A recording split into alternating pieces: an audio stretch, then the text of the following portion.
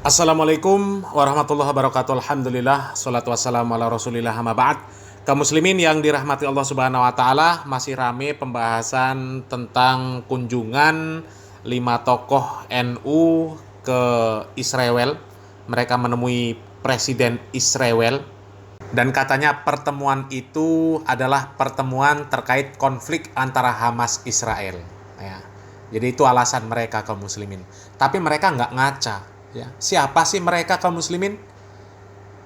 Terlebih mereka ini datang ke Israel katanya atas nama pribadi, bukan atas nama organisasi, bukan atas nama lembaga.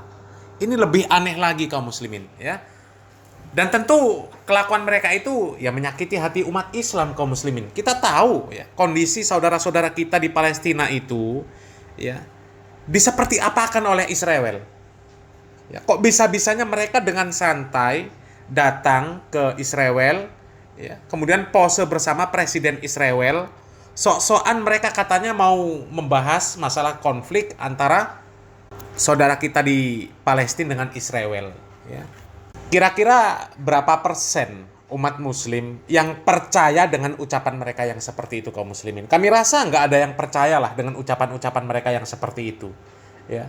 Mereka sok-sokan ya, mengatakan saya bukan demonstran, melainkan filsuf agamawan. Alih-alih demonstrasi di jalanan dan melakukan pemboikotan, saya lebih suka berdiskusi dan mengungkapkan gagasan. Gagasan apa? Gagasan apa yang mau Anda keluarkan untuk saudara-saudara kita di Palestina sana? Apa gagasannya? Kalau hanya hasilnya nge-share foto, hasilnya foto dengan Presiden Israel, itu justru menyakiti hati kaum muslimin. Ya seharusnya belajar dengan sejarah lah ya. Berapa banyak orang sudah berkunjung ke Israel? Ya. Si Gus Dur, ya, kemudian ketua PBNU dulu sebelum jadi ketua PBNU, ya, dia pernah pergi ke sana.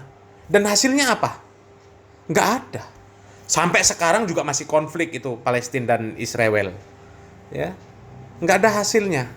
Ya coba kita simak ini cerita dari ketua PBNU, ya, di mana dia cerita bahwasanya dia juga pernah ke Israel. Ya. Dan kalau menyimak video-videonya ya hampir sama, ya, hampir sama kejadiannya. Mengatasnamakan pribadi katanya, ya, kemudian tidak membawa nama organisasi, tapi di sana mengaku, oh saya ini belajar kepemimpinan di ormas Islam terbesar di Indonesia, bahkan di dunia. Ya. Tapi ketika ditanya, ya, mereka datang ke sana atas nama siapa? Ya atas nama pribadi, bukan atas nama organisasi. Padahal kalau atas nama pribadi, ya bisa apa? Coba kita simak videonya kaum muslimin. Ya, pertama kalau dari segi status memang kurang lebih sama. Dari segi status, ya, kurang lebih sama. Saya juga ke Israel atas nama pribadi dan saya mempertanggungjawabkannya secara pribadi. Nah kaum muslimin, coba kaum muslimin, mungkin nggak seorang yang mengatasnamakan pribadi, ya, tidak membawa jabatan, tidak membawa organisasi, ya, kemudian bisa menemui seorang presiden Israel.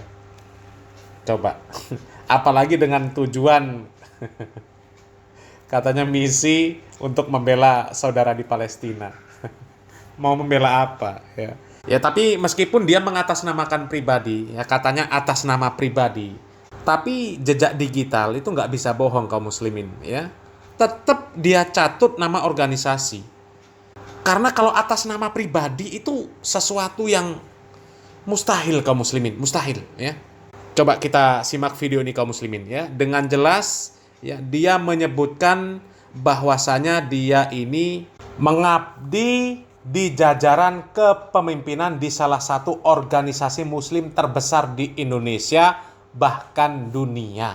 Ya. Jadi kalau atas nama pribadi itu mustahil kaum muslimin. Ya, mustahil ya. Coba kita simak videonya. Sebelumnya Yahya Stakuf menjawab pro kontra kunjungannya ke Israel. Ia menegaskan kunjungannya demi membela Palestina. Hal ini ia sampaikan saat berbicara di Truman Institute Israel. Truman Institute diketahui adalah lembaga yang fokus pada upaya perdamaian di Timur Tengah. Discriminate me, are you Muslim or not, they say. Why don't you stand by the Palestine, they said.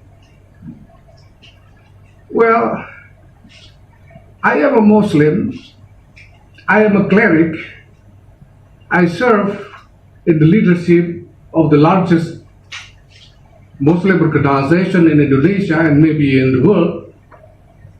And you can see the track record of my organization in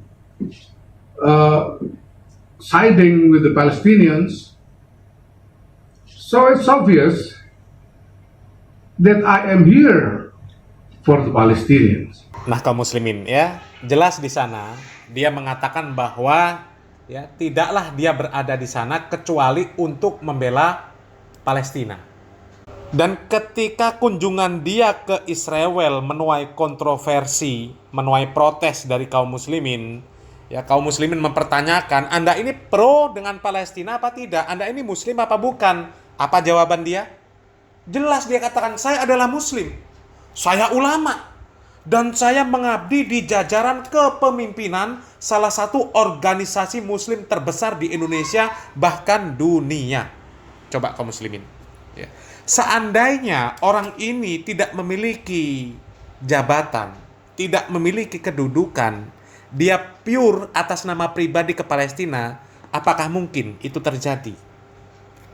Nggak akan terjadi kaum muslimin. Ya. Nggak akan terjadi. Ya. Dan coba kaum muslimin ya, kita lanjutkan video di mana dia bercerita tentang dirinya, ya, bercerita dengan bangga tentang dirinya yang pernah ke Israel. Ya. Kita lanjutkan videonya. Ya. Dan saya juga, kalau saya, waktu saya ke sana, saya tidak pernah menyebut-nyebut NU, tidak pernah. Ya kecuali Gus Dur, yang saya katakan sebagai guru saya, ya, dan inspirator saya.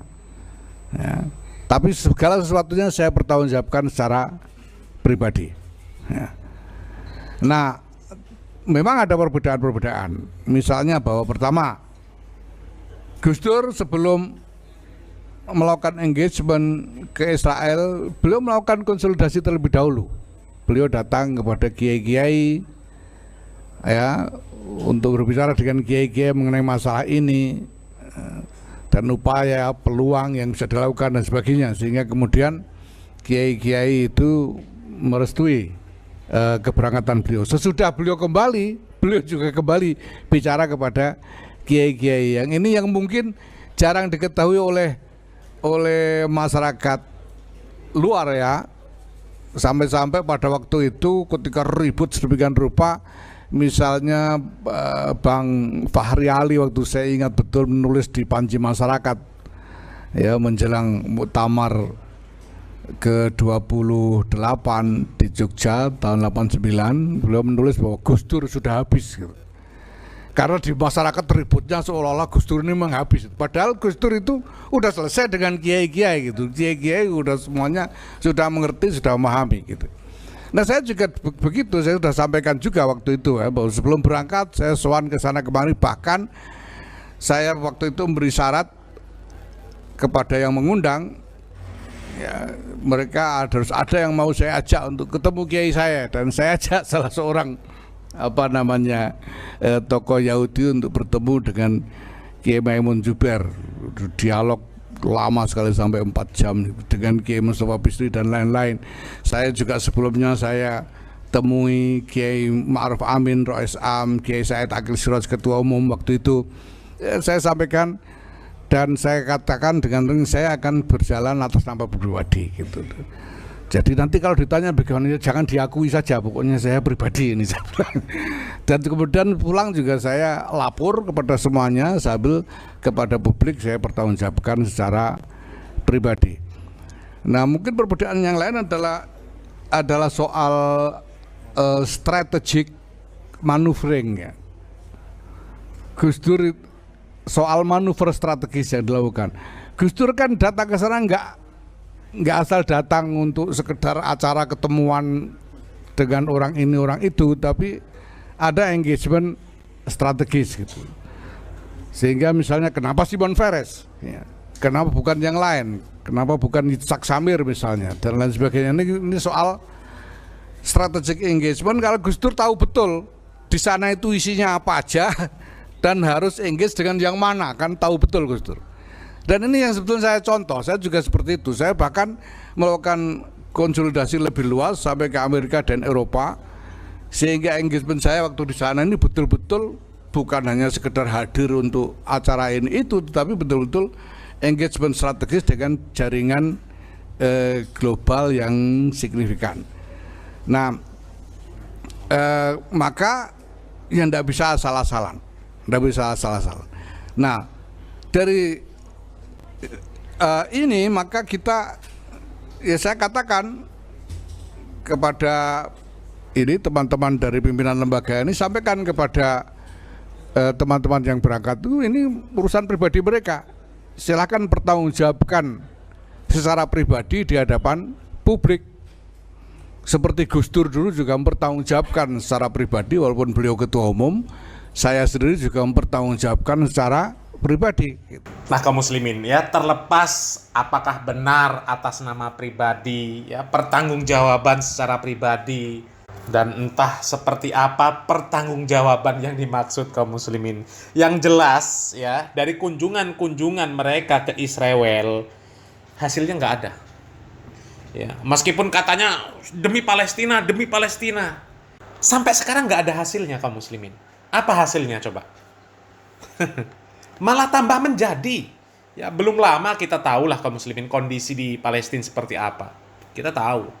Kalau kami menanggapi ya kaum muslimin ya, ini tanggapan secara pribadi kaum muslimin ya.